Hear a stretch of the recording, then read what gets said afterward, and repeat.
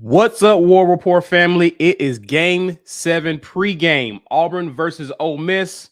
Let's get into it.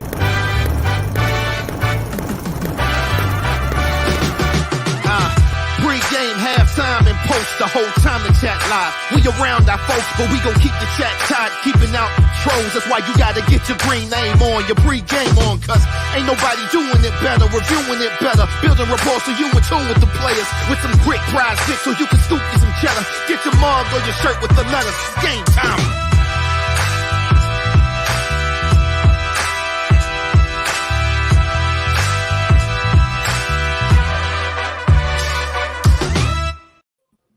Yeah, what's up, everybody? Yeah, I know y'all ain't used to seeing me on game day. It's your man Ike Jones in the building, man. We're gonna get straight into this prize picks action, though, man. How y'all feeling today about what we got going on? Prize picks style pregame show sponsored by Prize Picks. Let's do a little. I didn't want to do this alone, man, just because I wanted to ask y'all's opinion on a couple of things, right? So if y'all know, you get prizepicks.com, code rapport, you get 100% match on your first deposit. But we got, I was thinking about doing Jackson Dart here, 1.5 touchdowns. He's going to throw more than two. He's going to throw at least 2 touchdowns in this game, right? I think they're going to primarily be running it, honestly. So I think if they get it. No 2 touchdowns for Jackson Dart through the air today? He could have 250, 1 touchdown, 1 run, and then the running backs get 2. And, so, you know, do you want to stay away from Jackson Dart on the passing touchdown? I would probably say that because our attention is going to be so focused on the run game, especially if we get in the red zone. But we haven't allowed a lot of passing touchdowns this season. We haven't.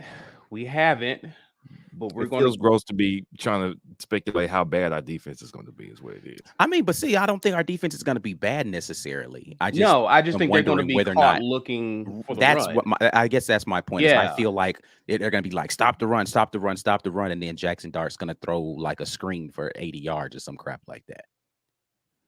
So, I mean, again, we can stay away from that one. Let's come back and think about that one for a second. If you guys don't know, when you come in here to Prize Picks, you have to at least select a player from 2 separate teams. So we're going to try to take somebody on both sides of the line here. Let's just look at the Auburn players that we have available here. I was going to look at Zach Evans, 78.5 first and foremost for Ole Miss, 78.5 yards rushing. How you guys feeling about that selection? Over under 78.5 for Zach Evans on the ground today.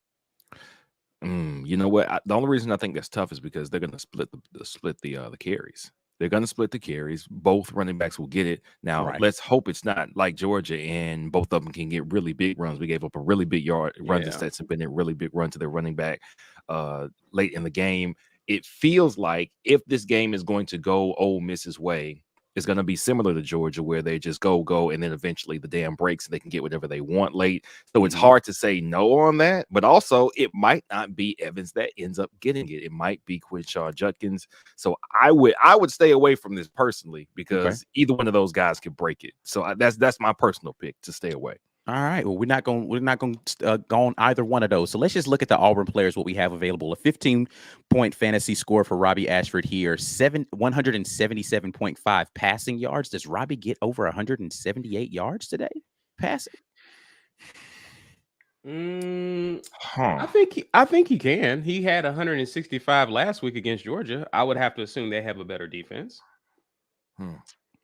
Yeah, we heard from Steven this week when we talked from Positively Ole Miss. He said that power run game is how you affect Ole Miss's defense. So we don't have a better thing to run for with Robbie Ashford would be the 212.5 pass plus rush. I like that one right there. Those combined yards is what I think we end up getting from Robbie. Okay. What about Tank Bigsby today? We've got him on 9.5 fantasy score, 48.5 rushing yards. Wow, that's a really low rush output right there. That is disrespectful, but so accurate. They watched this our line this season. Does Tank get to 49 yards on the ground today? Wow. Yeah, I think he does. That feels like free money, doesn't it? But like it does, but I'm gonna take that one right there. All right. So now we just need to get somebody in from the Ole Miss side. Let's take a look and see what Ole Miss has available and see if we can get something. All right. So Jackson Dart, we said we wanted to stay away from the passing touchdowns. 215 through the air will get you Over under 214.5 for Jackson Dart in the air today. Again, we've defended the pass well. Our secondary is very good. How much did Stetson Bennett throw for last week? That's a good question. Let me find out. 208. 208? Yes. Oh, I would take the under on Dart then. With a lot of cracks at the apple too. Like they had plenty of possessions to wear us down. So teams end up just running it because they can. He threw it 32 times against us. Oh wow! For only 208.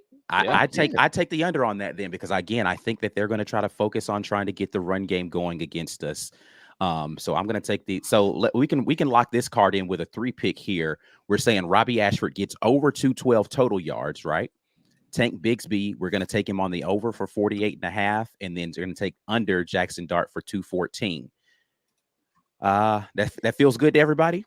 It was good enough, man. Let's go for it. Why not? Right. Let's place this entry, and we're going to have this locked in. We're going to come back at halftime and see how we're doing towards that right there.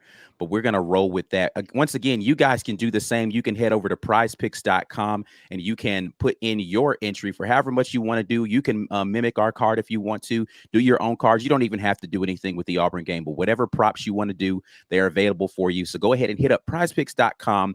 Use code RAPPORT, and you can get 100% match on your first deposit.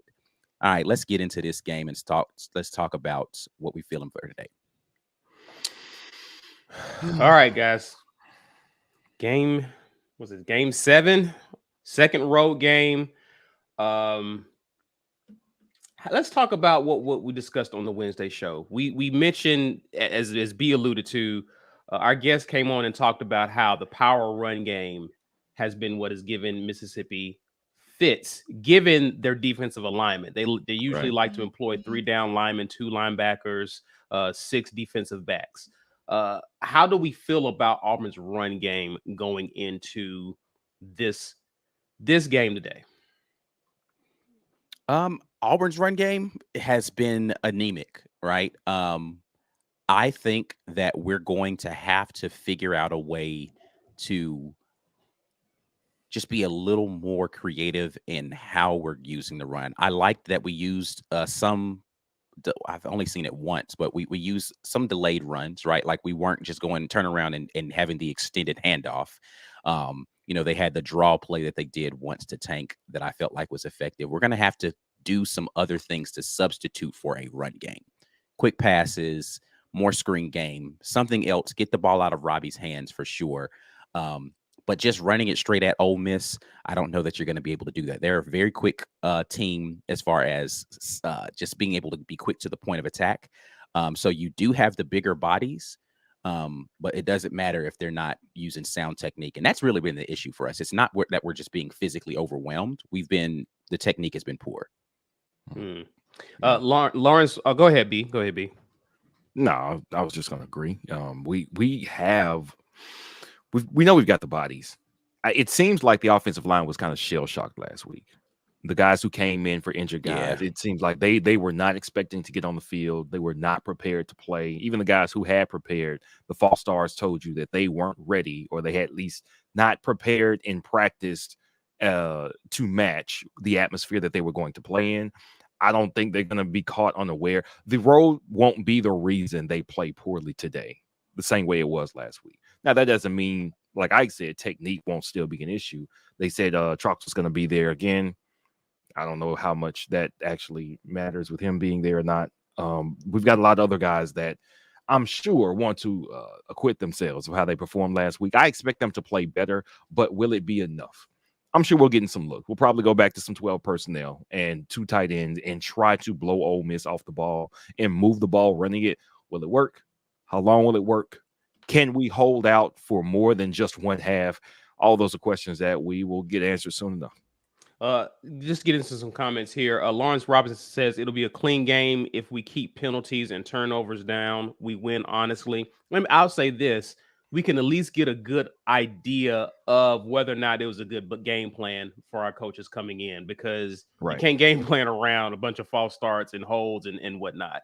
So if we play a cleaner game, we at least get an opportunity to see what they've schemed up for Ole Miss in this game, right? Yeah. Right.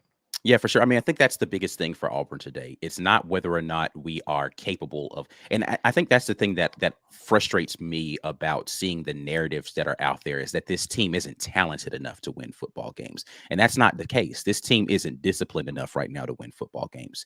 Limiting the penalties and turnovers, you're in every single game you've played so far this year. But again, you can't just eliminate a portion of what you actually put on film. And what you've put on film thus far is you're not being disciplined. You're not being assignment sound at times. So it's not because you're physically incapable. It's because for some reason, mentally, you haven't been locked in and ready to go play ball.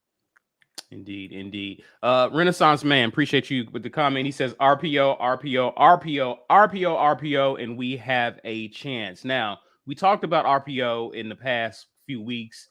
Robbie Ashford is, other than Holden Garrett, your only quarterback. Unless you want to consider Trey Lindsey, right? I mean, Trey Lindsey's technically on scholarship, so I guess he counts. So, given our challenges up front, you don't want Robbie Ashford to go down. Right. So the idea is to protect him. So how much of this is an option? And given where we are in the season, do you have a choice but to go RPO at this point? Like if you're Harsin and Keesaw, what are your thoughts in terms of how you want to utilize Robbie Ashford? I think that they want to be able to utilize Robbie's legs. I don't know that Robbie's 100% healthy right now. And so they're trying to protect him a little bit with how they're calling the game. And to your point, they want to be able to keep him upright for as long as possible. Now, TJ Finley has been spotted warming up pregame for this game as well. So it's a possibility that TJ would be available to play if something happened. But yeah, you don't want Robbie to get hurt because he gives you a dynamic that TJ can't with your offensive line being so porous against the pass. So to your point, the RPO scheme probably is the best scheme to be able to move the ball, but it also puts your only healthy athletic quarterback at risk more often. So with that, you're going to have to figure out a way for Robbie to be smart when he gets into the open field and not take big hits.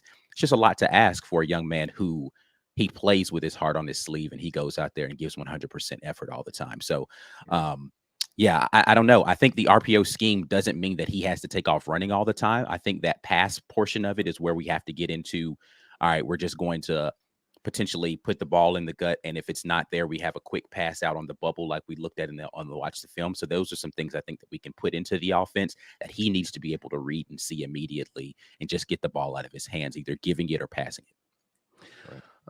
Jazzy Joe, hey, appreciate the super chat. War Eagle Challenge.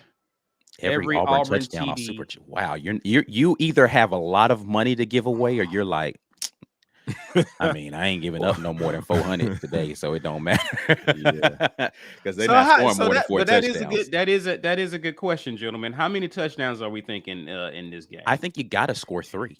I think you got to score 3 to even have a chance in this game. If you don't score more than 21 points in this game, I don't know how you win this game. And that, I mean, whether that's offenses or defense, he just said touchdowns, right? Like your defense either needs to produce scores, or I think you got to score at least 21. Special teams, right? 28 to 34 points to win this game. And it's not necessarily because our defense will give up that much. It's because I think the way we will score would most likely be on big plays, since we've been unable to sustain drives because of penalties and poor execution. Every 5 plays or so, we can't get 5 plays. Like you said, like the quote you said about good teams stack good plays, bad teams stack bad plays. We've been more of a bad team than a good team this season. And so it's like good play, bad, and good play, neutral play, bad play. Now we're punting, and because of that, I think the way we score will kind of be like LSU. It's going to be big plays, short drives. Okay, well, we got a touchdown in 5 plays. Great. Or we got a touchdown in 3 plays because the defense gave us a short field. Great. That's not going to win us this game because we have to keep Ole Miss's offense in check with our defense, and our defense needs rest. We will win in 3 touchdowns if we possess the ball for 10, 12 play drives. Yeah. If we score big off of punt returns or a kickoff touchdown, our defense is right back on the field. And that's trouble for us because as soon as our offense slows down, our defense gets extended too far, and now Ole Miss is running it up. So I would say for that reason, I want to see 28 points. I expect at least 4 touchdowns and they win. I expect I think we'll break 20 today. I'm hoping we break 20 points today. But yeah, I would say I would expect $400 from Jazzy and a win, and that will be a good Saturday. I mean, so here's the other thing when you talk about this, right? Like, how much of that comes in the second half of this game, right? So, like, you can't go out there and put up 3 touchdowns in the first half and then get blanked in the second half of the game, right? Like, you need sustained drives, even if they only result in field goals, to Brian's point. And then you need to be able to put 6s on the board in the second half of the game to put it away. I don't think you're going to come out against Ole Miss and put up 28 in the first half and then coast to a victory like you did last year. Right. And I think that brings into concern. Well, I'll say this before I move on to this next point. Against Power 5 teams, Auburn is averaging 14 points a game. 2 touchdowns. I'm going to go with 2. Okay. That's just our average. Yeah. I want it to be more. Yeah.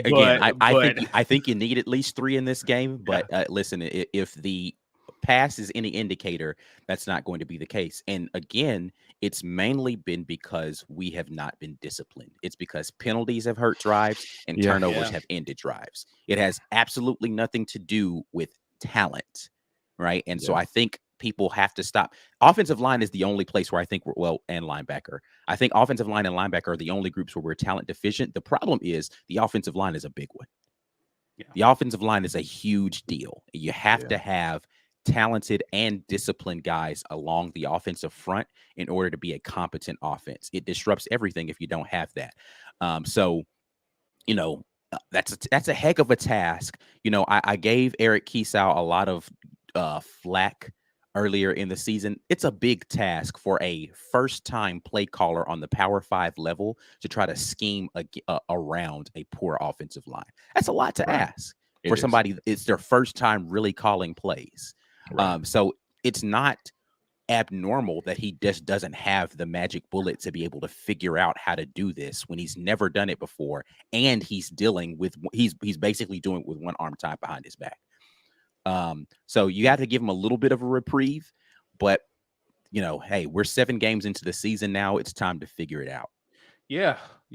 I mean, again, he's had to basically adjust the offense, but at the same time, like you said, it's game 7. We're starting to see that Auburn is what it is at this point. And so what are you going to do? Even if there was any injuries to our offensive line, right? Let's say everyone was reasonably healthy. We was a pretty healthy team. He still has to figure out how to adjust in the second half when teams adjust to him. That's still something he would have to do or learn to do, even if things were going right for him. So that's my concern. Where are we going to see any type of adjustment in the second half? Is it even reasonable at this point to expect any sort of adjustment? I mean, so your first half has to be relatively successful for any adjustment in the second half to even be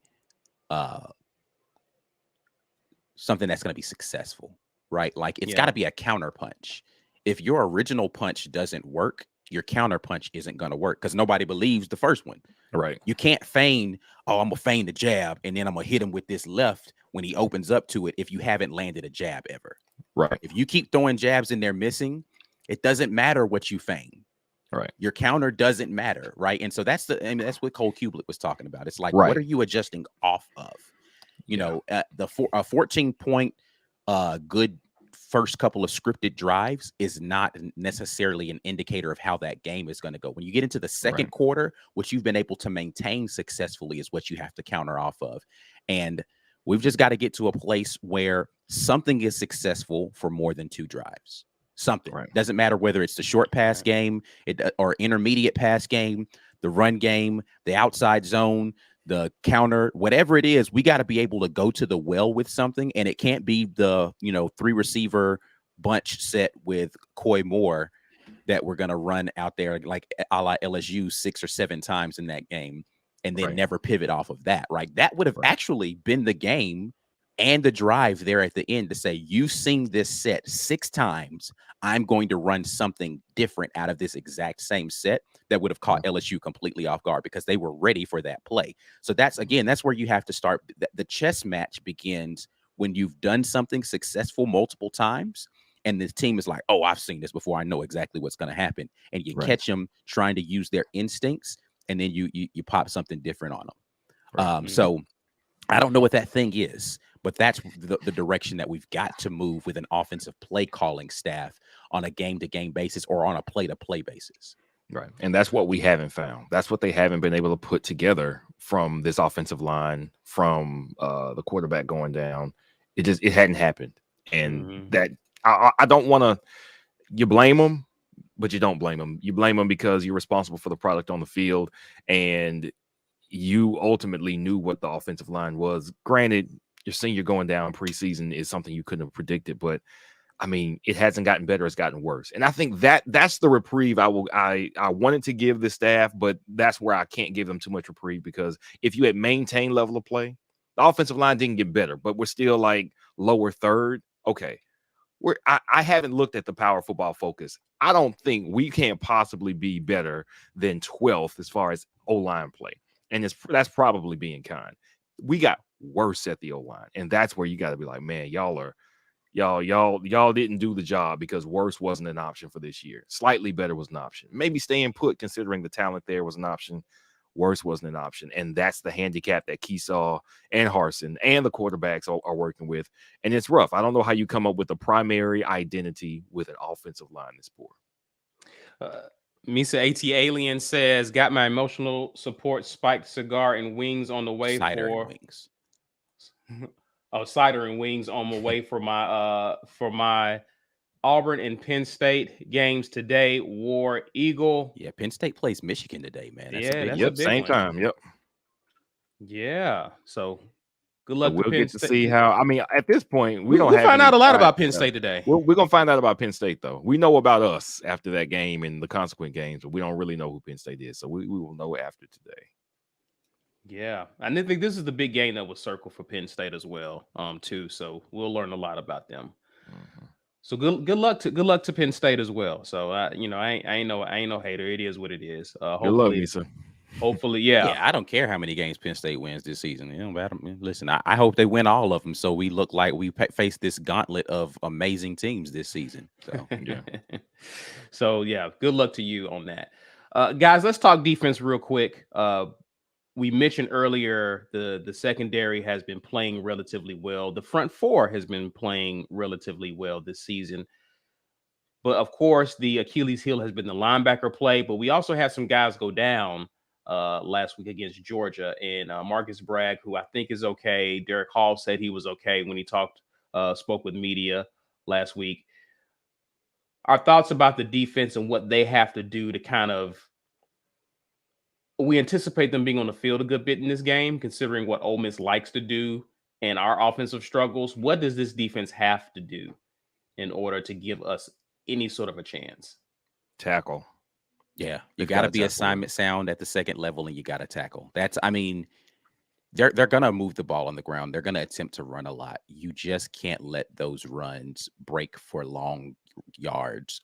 Let them have a bunch of 4 and 5 yards down the field. I don't want to see guys running free for 50 yards today. I just don't want to see those long runs, man, especially on situations where it was somebody picked the wrong gap or, somebody missed a tackle and then they took off running. I just want to see a team on the field that looks like they know what's going on at the second level. And when they get there, they're wrapping up and getting tackles, man. Yeah, for sure. And typically that's a backbreaker against a team like this, because they usually come right back with pace anyway. If they break off a large run, it's not like they're going to let you catch your breath. They're on to the next play. So I agree with you guys. Minimizing those big plays is going to be a must to get off the field. What do you think about third down? I haven't looked statistically to see how Auburn's defense has been in terms of third down situations, but typically this team will like to push it after they convert a whole new set of downs. So how important is it to get off the field for this defense? Yeah, I mean, you're going to have to if your offense isn't going to be producing sustained drives. So you need as much rest as you can. If you're on the field for 10 plays, and even if you force a punt, right, and then the next drive, you're right back out there 3 plays later, and then you're on the field again for 7 to 8 plays, and then you're right back out there 3 plays later. Then you're on the field again for another 10 to 12 plays, and you're right back out there on the, like, your offense has to go and get first downs and maintain the ball a little bit, because regardless of what happens with your offense, you know Ole Miss is going to push the pace. You know that for a fact. So your defense is going to get tired, even if you're scoring points. But to Brian's point earlier, you're hoping when you're scoring points, those are 10, 12 play drives, and you're getting rest in between so that you can go back out there fresh and be ready to chase somebody around. And when you arrive to trying to tackle somebody, you've got enough energy to actually wrap up and get them to the ground. But that's going to be the difficult thing against, an offense that's going to be moving the ball quickly, is they're going to go pace and they're going to try to wear you down, especially an offense that goes quickly and is using the run to do it. Right. Right. Well, listen, guys, did we get a consensus in terms of touchdowns that we was going to score in this game? I know you guys were speaking what needed to happen. Yeah. We didn't get a consent. I mean, but he didn't ask us for a pick. He just said he was going to do it. He's like, hey, listen, I'm putting my money where my mouth is. Okay. They scored, it's yours. Like, thank you. Well, I hope B is right. Okay. I will go with that. I hope B is right. Let's go ahead and get into some let's talk real quick before we get into our predictions. What do we see special teams wise? I think this is a game where we will need some assistance from special teams. Special teams will have to be a talking point today. Yeah. I mean, we talked to Stephen Wednesday, he said that the kickoff team has been the one that has struggled a little bit with giving up big returns this season. Punt team has been pretty solid, just because their punter does a good job of keeping it away from the other team's returners. For me, it's the flip side, though, is can we make field goals when we're in field goal range? And can we limit their ability to get returns? Because we haven't been kicking the ball into the end zone consistently. And from a punt coverage, we had the one punt that was returned last week for Georgia. I'm not super concerned about punt coverage based upon that one thing. But yeah, I think it's really going to be, can we kick the field goals effectively, and can we limit what they're able to do in the kickoff return game by actually kicking the ball into the end zone consistently? What about you, B? Yeah, I say the same. I would love to see Keontae Scott finally break one. He seemed a little overly concerned after that fumble against LSU, and he seemed a little tentative last week against Georgia because of that. I would love for him to just let it loose. I mean, he made some phenomenal attempts before that point in the Georgia game, and I would like him to keep that aggressiveness, because I think he's going to need that aggressiveness for us to ever actually pop one. On the flip side, this is the road, and that's where teams play worst. That's just facts in sports. And man, I would love for him to break it, but I also don't want him to get so overly aggressive that we have another mistake and what seems to be a series of errors that ends up putting us behind the 8 ball and out of the game, because that's really how it happens, especially for teams like us. We aren't good enough to just make a bunch of mistakes and then just fight back from it, because again, like we're talking about on offense, we don't have here's our main thing that is going to work to some moderate success. We don't have it. So you just have to play perfect in every aspect of the game. I want a special teams touchdown. I want that, whether it's kickoff or a punt return. I want a special teams touchdown. I'm hoping punt block for a touchdown today, baby. Let's go. Hey, whatever it takes. I'm hoping we get close enough on offense to give Carlson some easy ones. Get to the 20 before we stall out. Say give him a 35, 36 yarder, and hopefully he doesn't catches fire. Yeah, catches fire. I mean, you know what I mean. I know what you mean. I hate to say that now, but yeah, hopefully he catches fire. Yeah. Guys, predictions. So we got a minute left. Kickoff's about to start. What are we thinking about this game? I think Ole Miss. Not thinking about this game a lot. Yeah, I've been trying not to. Unfortunately, I honestly think there's no solution for a team that's this committed to the run as Ole Miss is, and our inability to run the ball and possess and sustain drives. I'm going by what we have seen so far, not what I hope we can do in this game. I think Ole Miss wins it 31-17. Right. Yeah, I mean, that's about the range that I was going to be in. I was hoping that we would get 21, I think is the magic number for us if we possess the ball. Yeah, I'm gonna go 28-14 Ole Miss. Okay. I'm going 13-31 Ole Miss. I'm gonna be a little bit more disrespectful than you guys. Hopefully, I am dead wrong, but we shall see. This is why we play the game. And guys, the next time you see us, we will be at the halftime.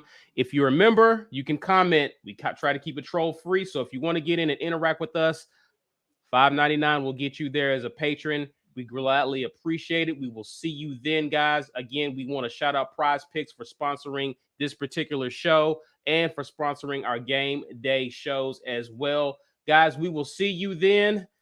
As always, War Eagle. War Eagle.